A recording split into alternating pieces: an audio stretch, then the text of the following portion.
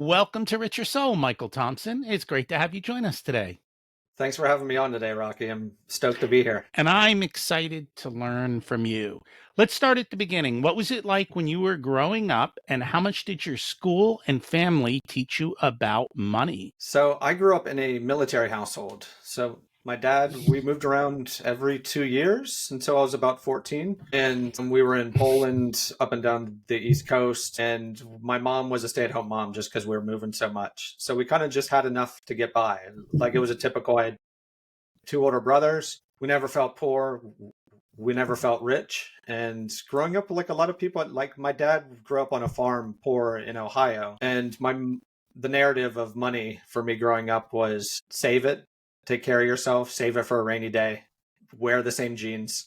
It's that kind of mentality. Did you notice it different when you were in Poland? I was 6 and 7 then, and it was a stark contrast because he was an attaché there, and we had a cook inside the house, we had a chauffeur, we had two Volvos, two Land Rovers, and this was coming from an army base in Carlisle, Pennsylvania, where we lived in like a little Smurf house. I don't know if you visited there maybe in the past, and we had 2 years of feeling like wow, and people like looked at us on the street, like in Poland in the mid 80s, like it stood out. Um, but that was a like a contrast. And then we moved back to the DC area, back to reality. So we had like 2 years of a taste, you know? No desire to stay, huh? Or I guess you No, don't get a choice. no, you don't. Yeah. You, the calls came and you pack up the bags and head out. No, I understand that. And I'm guessing school didn't teach you much about money? Now, growing up, I mean, in the 80s, early 90s, we didn't, I mean, I had my first accounting class in university. Like it was just kind of a box to check where we didn't get the skills. Like there's a lot of talk now of like more realistic life skills in earlier education, but we didn't learn how to balance a checkbook. So it's basically you get to college and you have to learn how to manage your own money, make it last. And that's a good thing. Trial by fire is like you learn faster, maybe, but it would have been nice to have some of the foundational. Kids these days don't have checkbooks. They just swipe, Yeah, swipe, swipe, yeah, swipe, it's true. right? Text. I still carry cash. Like we can use our phone like to pay for everything here. Like it would for me that would be really dangerous of just the access of like always having the ability to buy something is interesting for me. I usually have to ask is like, is this something I really want, need? Will I appreciate having it in 2 weeks? And if I have like a phone where I can just scan it every 2 seconds, so I try to leave the house with $10 every day for a coffee sandwich, and that's about it. And that saves up for the experiences with my family, travel, the things I really do enjoy. And that's an interesting concept because people don't realize when you use credit cards, even just regular, before all the technology of phones, people tend to spend more money and they tend to forget what they spent. Yep. And I know for us, that was always the case. I'd get these credit card bills. I'm like, how in the hell did we spend that much? And I'd go down the list and everything was two digits, meaning everything was less than $100. Yeah. And yet it added up to thousands of dollars. And it's amazing how that kind of happens. Yeah. So that was one thing that I did appreciate growing up was the thing of asking, like of growing up with enough but not disposable income, was asking, do I need this? Will I appreciate it? Can I survive without it? And a lot of people, even when they grow up with that, leave it behind. But it sounds like you held on to it. I had some experiences where the first chance, like the first taste I got of money, I lost it. So that's one of the things that kind of brought me back to the training I'd been instilled when I was a kid.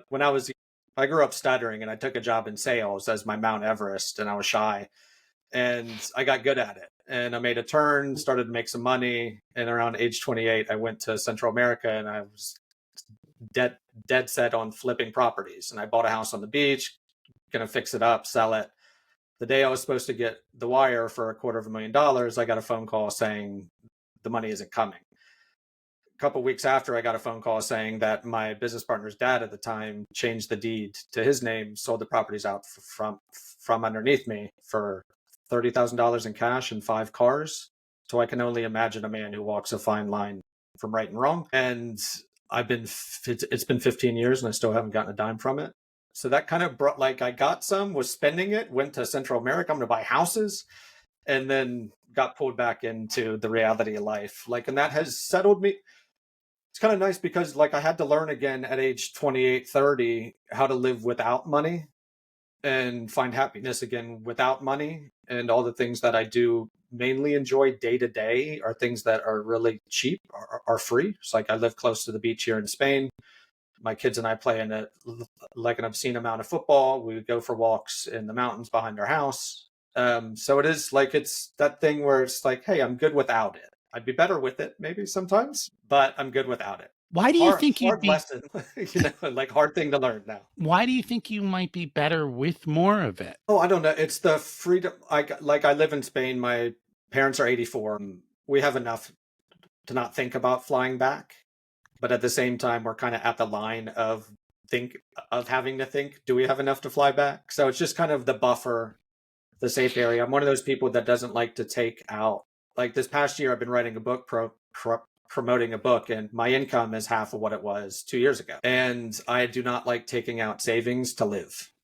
So I would take out savings for kids, experiences, but day to day, yeah, like I struggle with going in the red just to survive. And that's been a big topic recently, like just this week in the United States, obviously, of the month to month mindset of going red some months, green some months. It keeps you kind of like a little bit of a roller coaster of stress. Um, Mm, but my mindset, yeah, like I like to make enough to survive each day. Yeah. and that makes sense. You mentioned though that you stuttered as a kid and then you went into sales. So how did that all kind of shape your childhood and how did you make that your Everest? So I grew, yeah, like by age 5 or 6, I was stuttering. Like the doctor said, like severe stutter. So I'd hide behind my parents in all of our Christmas photos. I'm like peeking out along the side. And that led to like becoming more shy, introverted, quiet, withdrawn a little bit.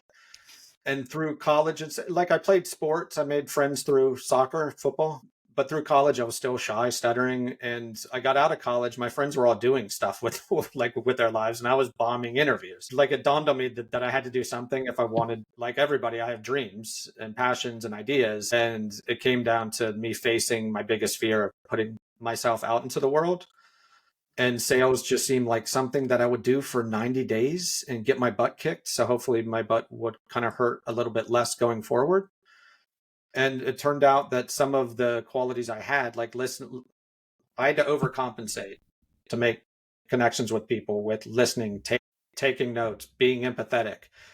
And I learned pretty quickly, even in mortgage sales back in the mid 2000, like 2002 to 2008 area was hugely important.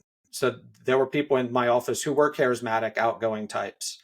And then as soon as I walked in there, I saw that there were some, like the top guy in the office was kind of socially awkward in a way, but he did his best by his clients. He worked up fair deals. He never hit anybody over the head. He listened. And yeah, that confidence in listening and these other things helped me raise confidence in other areas. Like my self-talk was kind of like, I'm not strong enough, I'm not smart enough, I'm not fast enough. And that job really helped me to see myself in a new light. You know, it's funny and people don't realize this. I don't know always. And it was a major aha for me. And even though it was a major aha, it still took a while to instill it. And even today, sometimes I forget at times. If you meet somebody and have a conversation and the other person talks 90% of the time, they are naturally going to think that you are the smartest, greatest person they have ever met. And it is Yeah. so counterintuitive because you're sitting here going, I didn't say anything. And yet the other person thinks you're this They amazing walk person. away. Yeah. They'll they'll walk away like that was a great conversation, and you're like you said, it's like, well, I didn't really say much at all. I just had some kickoff points and they ran with it. It's kind of that, Yeah. like, get people talking. It's a whole cliche of like like if you want to be interesting, Be Interested from Dale Carnegie. But cliches, like if I've learned anything in life, if you hear one, like listen to it, like let your ears perk up, hold on to it because it's grounded in truth. Like it's those basic things like eat your vegetables, yes. Like go for walks, yes. Listen to people, yes. So you went into sales for 90 days, but it sounds like you were there a lot longer. Yeah, so I like it's funny the stuttering message. Sometimes the universe, sometimes you have to put yourself up against a wall for the universe to speak to you. And I went to a sales conference about 3 4 months into the job, and it was a Zig Ziglar type on stage for the keynote. Forget his name. It wasn't Brian Tracy. There was a big name, Tom and Hopkins? I couldn't tell you to say like Yeah. it's been 25 years, but I wish I remembered. And I have that in the book, like where it's like, I wish I could remember the name. But as he was gathering up his stuff, like nonchalantly, he grabbed the microphone again. And it's like, "Oh, and one last thing. If you have trouble getting somebody to answer the phone or open the door, start stuttering. They'll see you as a human being instead of a salesperson." And my team erupted, like I erupted, like, oh my God, like this is actually a strength. And it turned out like with a lot of my clients, they'd had bad experiences with fast talking salespeople in the past. And I was kind of the exact I I wasn't kind of the opposite. I was the opposite of 90% of the people in the office. And I wasn't for everybody. Like sometimes I stuttered, pretty heavily. I still stutter on M's, and my name's Michael. I was selling mortgages. Like it was like I had to get past that first 10-second barrier. But a lot of people appreciated it. Like, and they're like, "You got guts. I feel like you're listening to me. You're not a fast talker trying to snowball me." So that really helped, like, open my eyes that, like, hey, maybe the stutter is a good thing. I'm assuming that held you back a lot in life, but when you got that, hey, the stutter might be a good thing, was it an immediate shift, or did it still take a while to internalize and come out of the shell, so to speak? Oh, I think like most things in life, it goes in and out in life. And so my wife thought it was cute. I've had times on the street, like in Spanish. I live in Spain. I have to speak Spanish. I'm very American. I sound very American speaking Spanish, and everyone on the street, like the first time I say something, usually says what. So I have this thing in my dialogue is like, am I saying it right? Is it just my accent? So I'll get nervous thinking of me instead of them, and I'll stutter more. But generally my work, like I teach an MBA program here in Barcelona with leadership communication, and the fact I stutter and I've screwed up, I've lost money, like is what gets my students to open up, to express the challenges that they're facing. So I was kind of brought on there as the opposite again. They tried the Tony Robbins types, and it wasn't connecting with the average 25-year-old in Europe. And I was the one. I go in there and my pitch is like, I don't know anything. Like I've screwed up. I don't have all the answers, but we're going to work on them together. And their shoulders drop. So it's become like, depending on the situation, I get nervous. Like I'm shy. I don't like to be in front of people.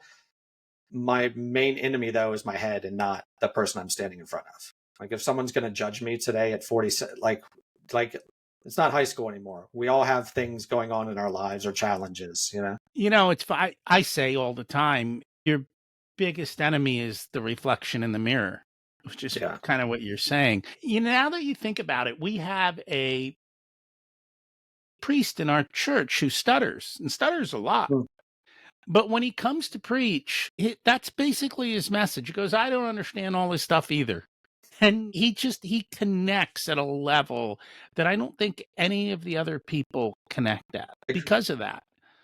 And I know he Yeah. still has to face himself and he struggles with that at times. I have a hard time on video. Like this is my one place where I'm not as comfortable just because I hate seeing myself get hung up on a word.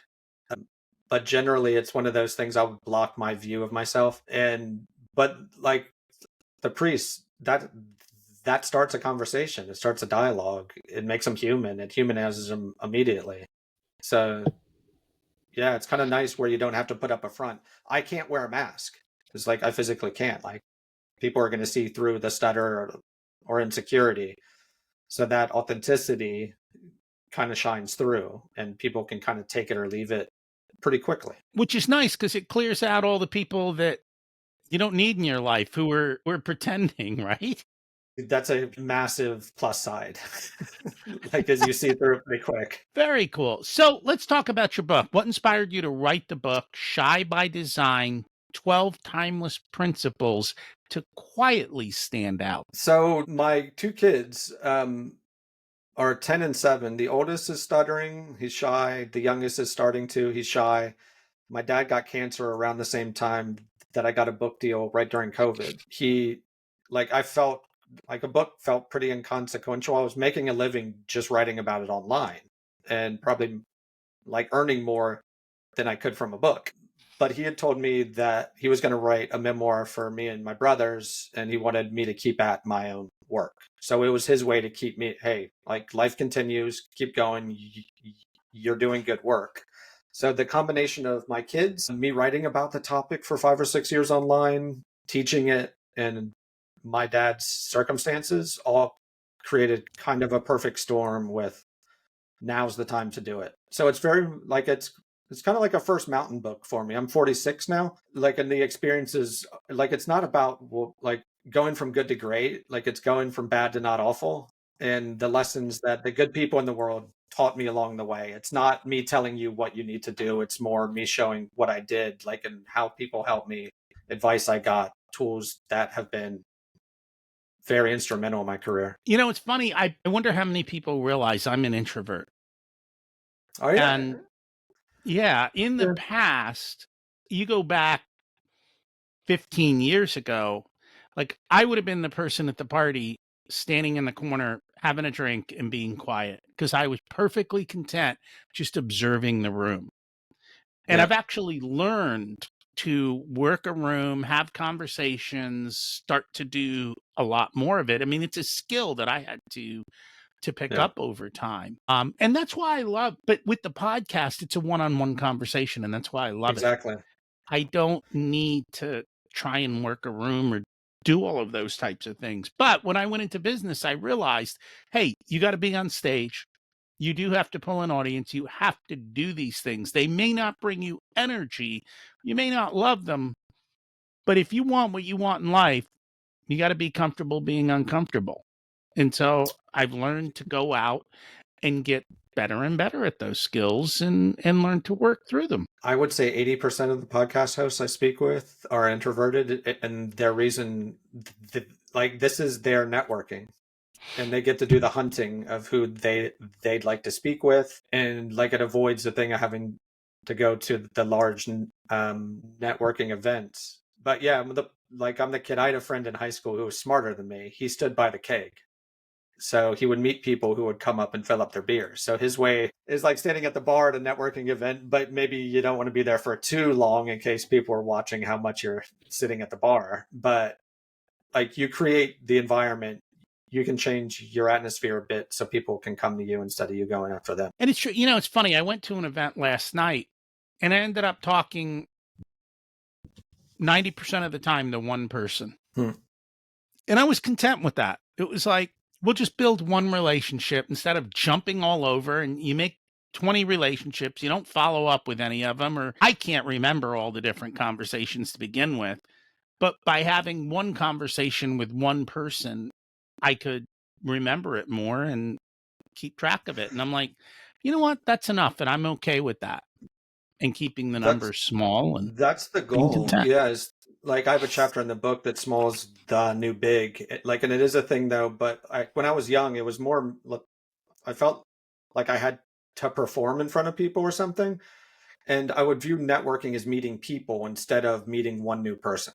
Like, in that switch of one new human being made all the difference in terms of like, hey, it's not like out in front of everyone in the world. It's find one person who you connect with. And for me, if you spend 90% of the time with that one person, it's a good sign that there's a real connection there. And that could lead to something broader in the future than going at 10 people for 5 minutes each. And nobody remembers anybody. And in that time, you don't really get to make a connection. I mean, it's the reality of it. And Yeah.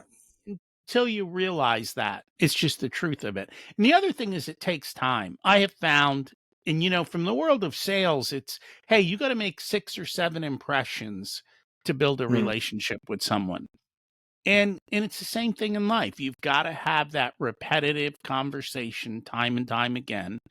And if you don't, then you're going to end up not building the relationship. And I think too often we don't take the time to think through that and actually practice what we preach. No, it is a thing like the rule of seven in marketing. It's like the oldest rule in the book is people need your like a touch point. I think it started with movie posters back in Hollywood, where the researchers found that for for audiences to buy a ticket, they had to be exposed to the movie poster 7 times. Mm. And that kind of carried over like in marketing, like in online marketing. Like if I want to connect with you online, like I can send you an email kind of out of the blue, or I can leave comments on your LinkedIn post. I could send you an article I like that is in your lane. There's different ways that you get those little touch points. So when you do reach out to somebody, you're not a stranger. And that's the key. It is a long-term game, and everyone wants to play short-term games. And Yeah. with the attention economy, it becomes harder and harder to break through to the noise. And that's the other issue. And I notice that because I have a lot of friends who do have big followings. But what's funny is they're actually not the people on social media. Like they have No. teams managing their social media. And you can always tell because it's a sometimes they reach out to me and I'm like, "Are you so and so's VA?" Cuz yeah, Yeah. this isn't what. And they're like, or I'll reach out to the person and then like, "Oh, sorry, let me tell them to leave you alone." And I Borrowing don't a think few people realize examples that. like a few people, my most successful friends aren't anywhere near the internet. Like you Google them and they don't even exist. That's the way they want it. It's kind of like the goal of growing online for a lot of people is to not have to go online. Like, and that's kind of the wrong way to do it, but the reality for a lot of people. And I am online, but I'm online because it's my marketing. Mm. And I don't do a ton of it. I do a little bit. The podcast is a main part of it, but it allows us to build a relationship. We had a 15-minute conversation before we hit record today.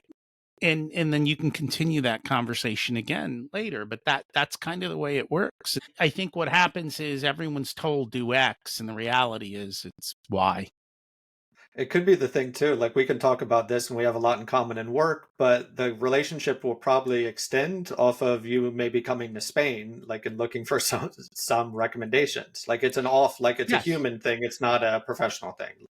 It's more personal.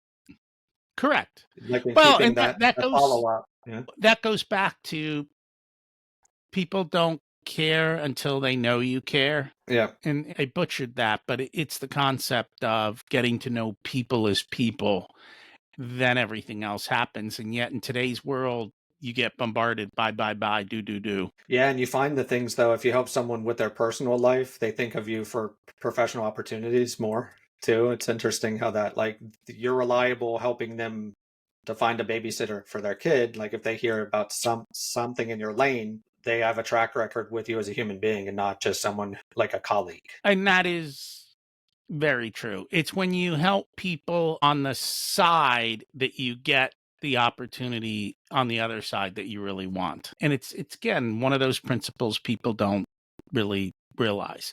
I know you talk in the book about quiet strength, and we've kind of been talking about it, but I think you've got more examples of how being quiet can actually help leaders and others to thrive. So it's my like a book writing client and like a guy I do a lot of work with, Kevin Kelly. He's maybe 5'8", like he's not the biggest guy. He owns a strategy design firm. He's in the news a lot. Like, and when he started his business, the taller, especially men in his team, like he'd walk into a meeting and he'd be holding a notebook and pencil, and everyone assumed he was the note taker. And the taller, more commanding presence, who was more vocal, was the name on the company. And Kevin, like in the beginning, he would fight that. Like, I want to be like is like, no, it's my company. And but over time, he realized what a superpower being unassuming can be. And you just shut up and you sit in the side, and people like you put people at ease. And I think that's a leadership quality that needs a little bit more attention.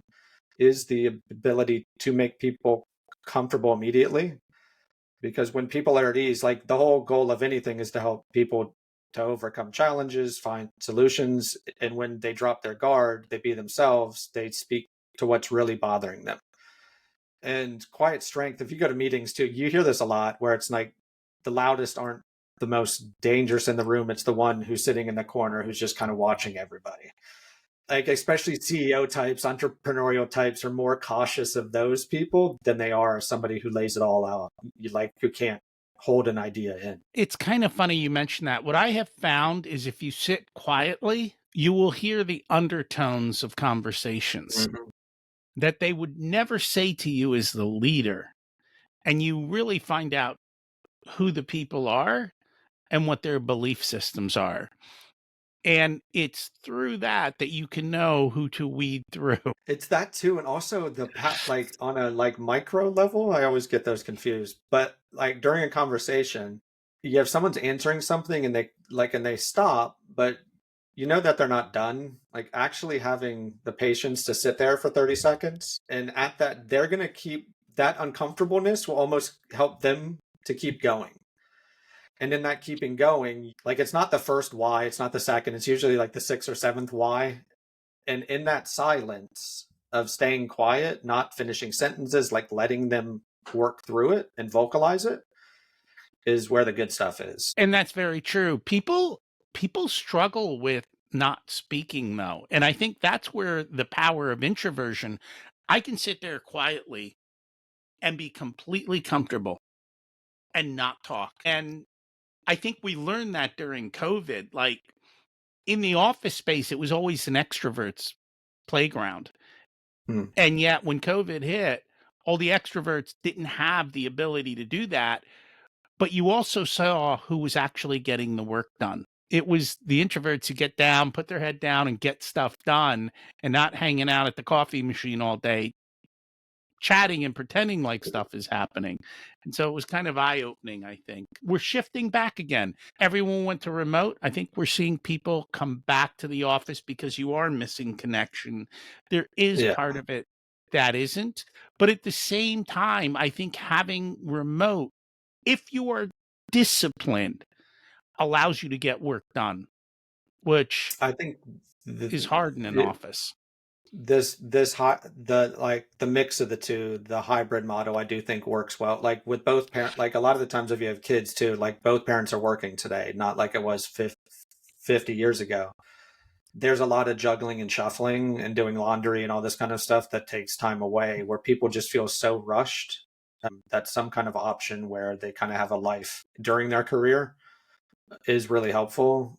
And it's the, but yeah, it's the, like you had said there with the, like of being able to sit back and just listen and observe everyone.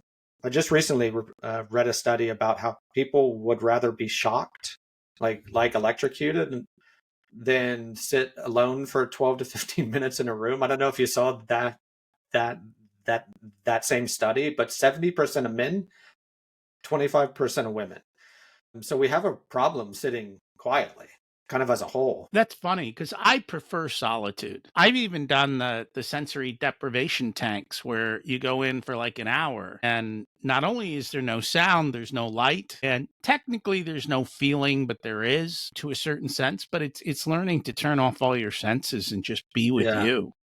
yeah. And I think that's a big part of it. And I guess I And didn't realize how much, because I lived in that realm, I didn't realize how much for other people they needed that type of um, environment. Because I've never, I think in my entire working career, I only worked in an office for less than 6 months where I was in an office all day. I don't know that I could take being in an office all day. It would drive me crazy, I think. yeah, I'm at the point now too. I can't go back. It's been too long. But it's funny though that Tiger Woods had this thing where he got into scuba diving as his way to block off the work. Like it was almost like a meditation for him. He couldn't be bothered there. So it's finding that place for me. I physically need time away. Like my wife is really good about that. Like she'll take the kids for a weekend or something, or a night at, like she can sense when I'm too stimulated and I get angrier. Like, and I need time to sit back and digest what's happening in the world. I have ADHD also. Like, how can I get my thoughts in order? but you need that time away. And if you don't need it, it's almost more important to develop the skill of being able to do it. Just because if you can turn off and be happy doing that, yeah, I think going forward with distraction, all this kind of stuff now, it's like an extrovert who can sit quietly in a corner, you know? Like we're told a lot as introverts to be more extroverted, but at the same time, there are some qualities like being good alone, listening to your own thoughts, journaling, whatever it is, that are hugely beneficial for people who normally don't do those things. I will say ChatGPT has helped my with ADHD because you can just spew a bunch of crap in it and say, "Hey, synthesize this into something that makes sense," and it will take your random thoughts and kind of put it all together. And if you use it as a thought partner, it's really good about helping you also clarify and think through and be focused on that particular topic or area or whatever it is that you're working on. It's interesting. I haven't used it yet just because I was in the book process and I wanted it all human. And I like the writing process of struggling of a math equation for me because that's where I get my buzz from writing is the clarification process and the punishment of having to do it on my own. But I get the benefit. Like I'm not one like pro anti anything, but the like for me it's me taking a topic and figuring out in 700 words like what's the story? What's the main takeaway? How can I build up to that takeaway so it's sticky? And I got addicted to that prior to ChatGPT and I don't know if I'll ever stray. For research, there's different kinds of writing. I write personal stories mainly. And it's just kind of life lessony, wisdomy type stuff from stuff I've learned. So I yeah, my thing is doing it on my own, but we'll see. Huh? Like I'm getting older, like, and I'm forgetting things. Yeah, and again, it's not that I think this is where people got the early part of AI wrong. They thought of it as something that can do something for you. I think the real power of AI is being a thought partner Hmm. and how to have a conversation with AI, not how to say, AI, write me an email about X. Because it does Yeah, okay with that, but it's when you have the back and forth that it really helps you to tease out what you want. And for me, the hardest part is to go from 0 to 1. And getting them yeah, from 1 to 100 is not hard. So it's good about getting from 0 to 1. And I guess for people who might encounter a writer's block, it's a way to just blow through it yeah. and It's like I look for push. my collaboration partners. My Kevin, who I talked about earlier, he wrote a great book, Irreplaceable. He gives guest talks for my students here in Barcelona, and one of his things is like how to get a seat at the leadership table qualities is identifying if you're a starter, somebody who's good at a blank page. Like he's very good. He can get a page filled out in half an hour. Somebody who can develop those ideas, like which is where I like thrive, and a finisher who's great at the tightening, the last details, the stuff that generally I don't like. I want to avoid that stuff at the end. And I look for some like I'm a developer, so my collaboration partners would be someone who can get stuff to me to develop their tangled up ideas. Then like I'll pass it on to somebody who does the finishing touches and the packaging. So it's an interesting way, like you saying that you're bad at a blank page. It is the thing, like that's the beauty of the chat GPT is the kickoffs. Like if you don't have somebody around who's that's my favorite part of work is those conversations of getting it moving. But with chat GPT, if you need something quick, it can get you moving, you know? Well, but so what I do on an advanced level is I would take that conversation that I had with somebody and I would put it into chat and say, what should I have asked? What did I miss? Ah, How could I great. ask a Yeah. better question?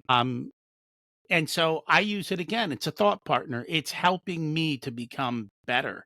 And we use it for our sales process. So after a sales call, I'll put the sales call in, I'll tell it the outcome and say, what did I miss? What could I improve? I'm like, yeah, I forgot to do that. We need to make sure.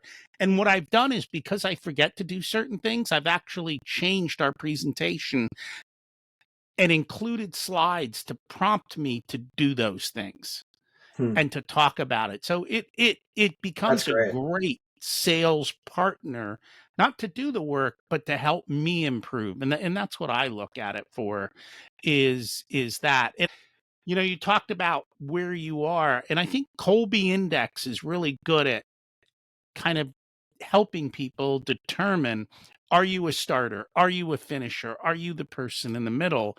Not everyone understands themselves well or has taken the time to think through it. And some of those different tests are very good at helping you to see where you kind of You, fit in. yeah.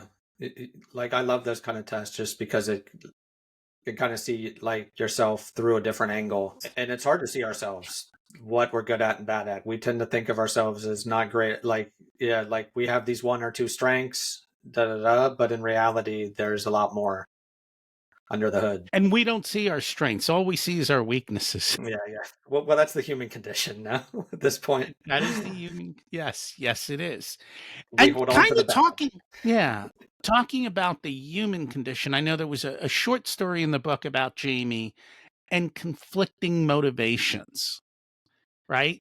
And how do you deal with, or how do you even become aware of these conflicting motivations that we have, and then how to kind of tease them out and make those decisions? Can you remind me of the story in the book It was the of Jamie Jamie? Tart story. He needed to please From both Ted his mom Lasso. and defy his dad.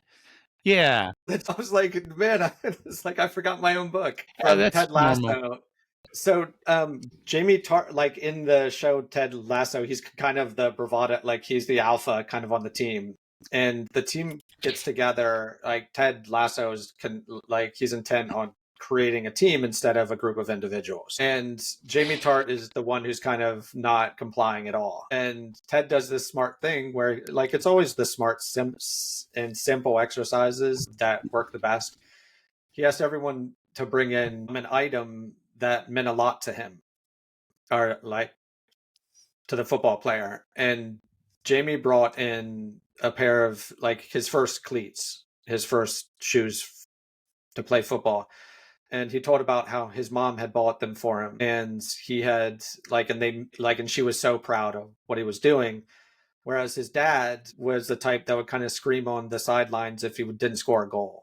And he would brag to his friends if he did score, he would ream him out if he didn't. And Jamie talked about how much he hated that and how he, looking back, he doesn't know if he's made his mom proud, how he's been acting of late wouldn't make her proud. So he had listened to the story of his dad to the point where he started to get angry at himself for just about everything he was doing. And his motivation for the sport weaned because he was doing it for all the wrong reasons. And it's a really interesting thing. If you think about why you get into something, it's usually for a good reason, or it's to fight a good cause at least. Maybe it's something that pisses you off in the world, but the motivations are pure in the beginning. But over time, those motivations shift, and maybe it's to please someone else. Maybe it's to prove to the world how cool you are, make more money, whatever it is. Those motivations are things you can't control. And getting back to the why you do things is the grounding. Like you see a lot of burnout where I don't think it's from working too much. It's like it's from losing track of why you're doing what you're doing and not doing work you really care about. And reminding yourself why you do certain things, why you got into it, why you wanted to change the world. Like most people today, I think like 80% of kids want to be influencers, but growing up like us, it was like firemen to protect people, policemen to protect people, teachers to teach people, nurses to help people. And it was always these jobs that were good for society, like, and we can lose track of that. And just remembering why we got into stuff is really important for all of us. I kind of feel the influencer, I don't know. Maybe the influencer world has peaked. Maybe, maybe not. We'll see what I don't know. happens.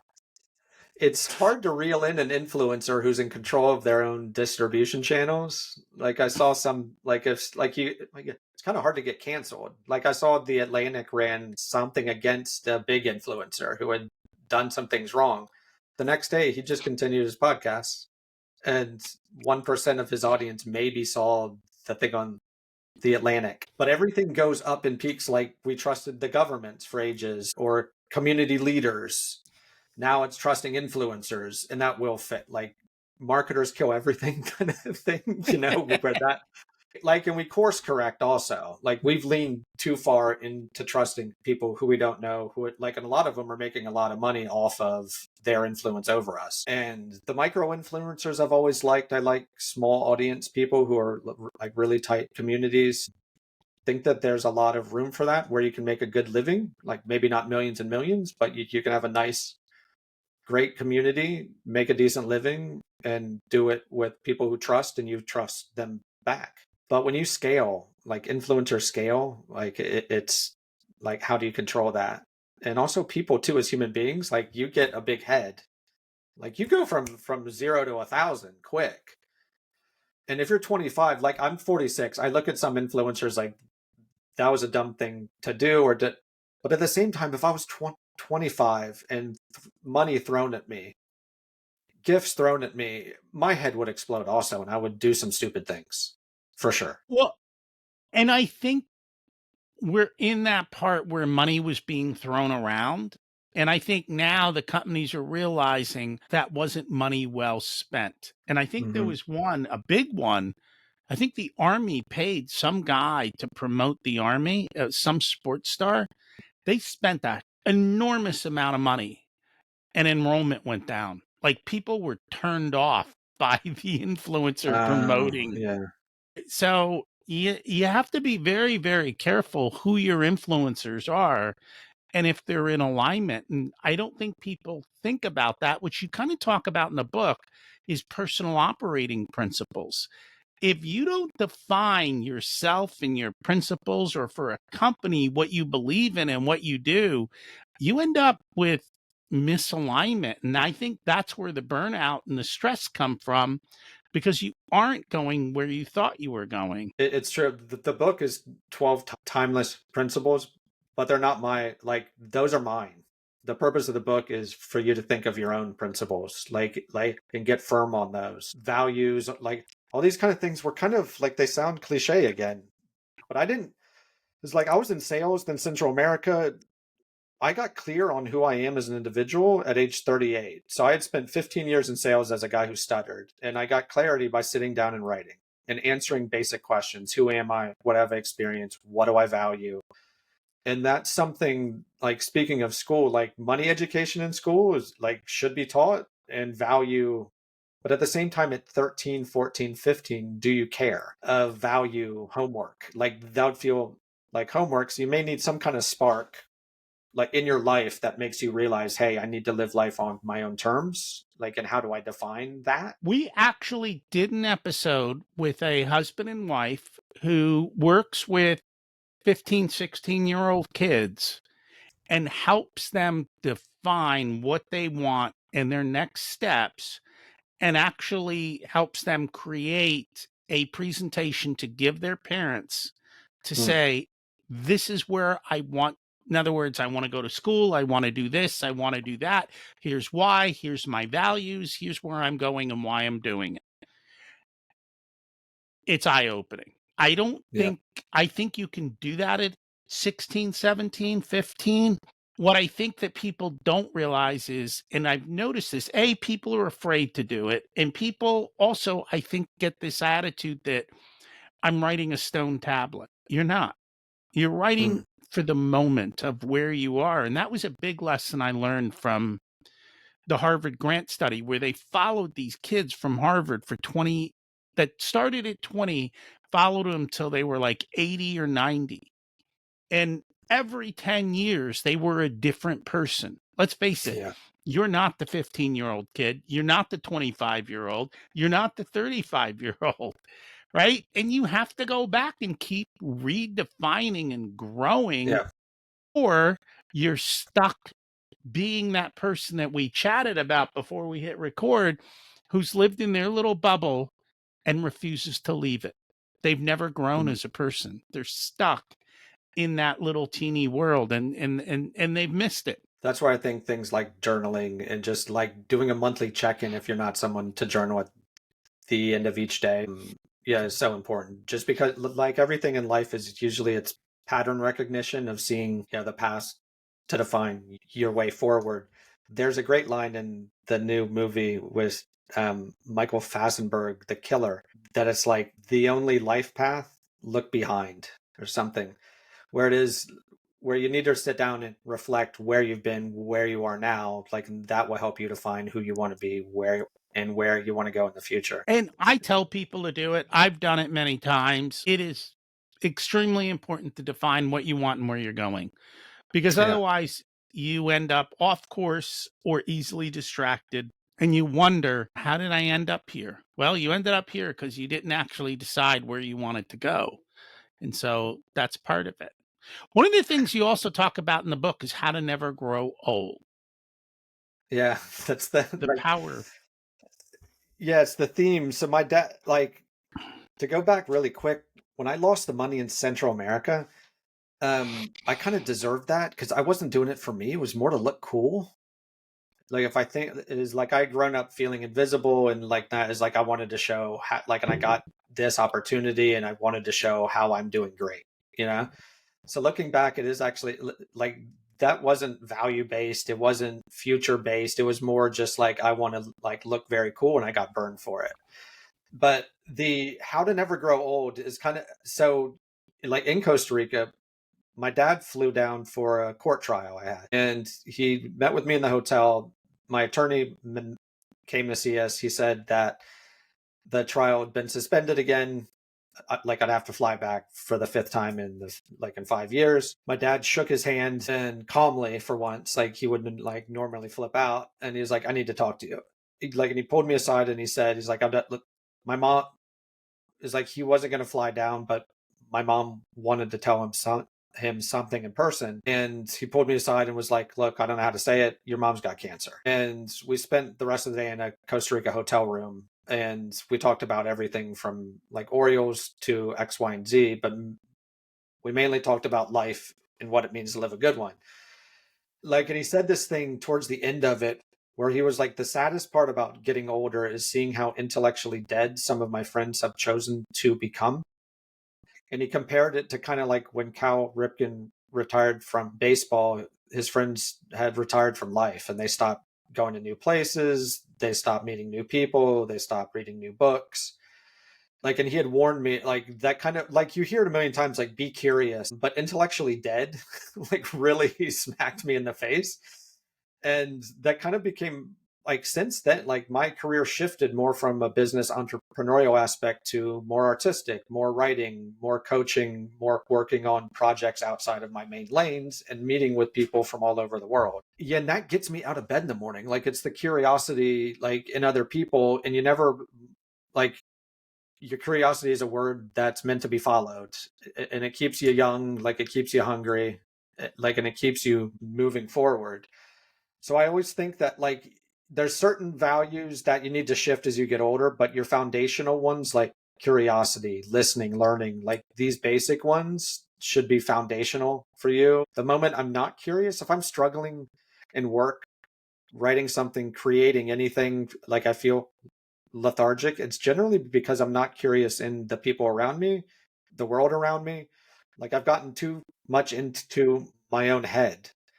Like, and it's a marker that, hey, I need to get off the couch and I need to go put myself into the world again. I think I work more than I ever have, or at least since my 20s. And but I'm following my curiosity. What do I Yeah. want to learn about? Who do I want to meet? Where do I, different directions and going to different places and doing different things. And also part of it is letting go of things I used to do. That right now, I think we're Mm. going through a season of, and it's fall. So, it makes sense. Like, what do we want to let go of? What do I no longer want to go to? And I think next year for us, we're not going to go to the same conferences we went to. We're going to all new places and we're doing things dramatically differently, and constantly shifting and just getting rid of all the junk in life, creating Yeah. simplicity, making life simple. And we're cool with that. I love that. Like, too. And it sounds like you may be working more, but you're also playing. Like, there's an aspect that a lot of it's probably play for you at this point, also. It's the things that kind of get you excited. And It's all play. yeah. If So if it's it's like, fun, yeah. it's fun and I do it, and whatever's not fun, little by little, I've gotten it off my plate. And Hmm. so I have an assistant who takes care of a lot of the things that I don't want to do. Like, you take this podcast. Once we're done, everything is automated from here. I'm done with it, other than just doing Yeah, the intro and the outro, and then I approve everything, and life moves on. And so I've learned to get rid of the things in my life that aren't fun for me to do, and if I can get someone else to do them, I let somebody else do it. And I've learned to filter and turn things off. And I'm yeah, okay it's with great. that. And it takes time to get comfortable with that, but more and more that's what I'm doing. And I'm okay with it.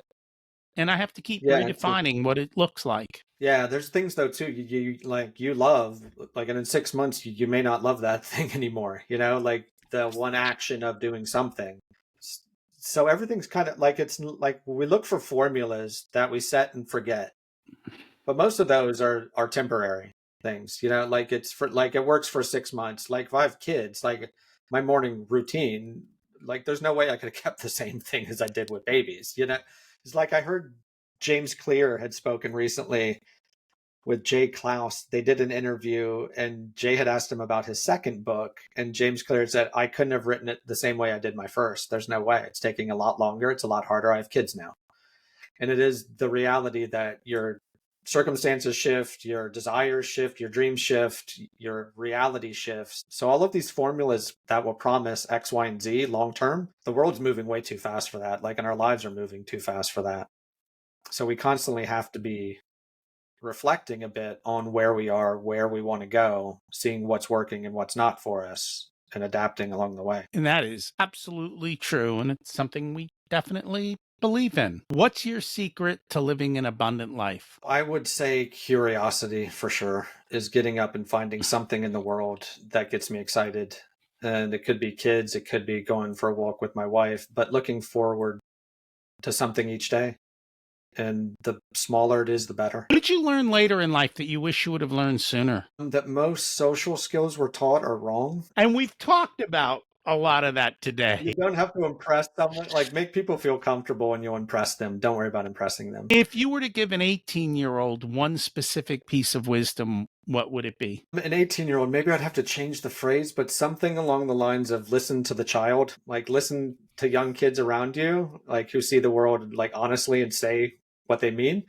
And also your child inside, like keep the fire going, follow your own signal, create green lights in your life. But yeah, stay true essentially. There's a there's a great study with NASA that they found that 5-year-old 98% of 5-year-olds are they test at the creative genius level, and you can probably guess where that percentage goes when we hit our 40s. I would like to Exactly. learn more about the book. Where can they find more information? The easiest place is my website, which is michaelthompson.art, art as an artist. And it's not because I see myself as an artist, it's more the .coms were taken.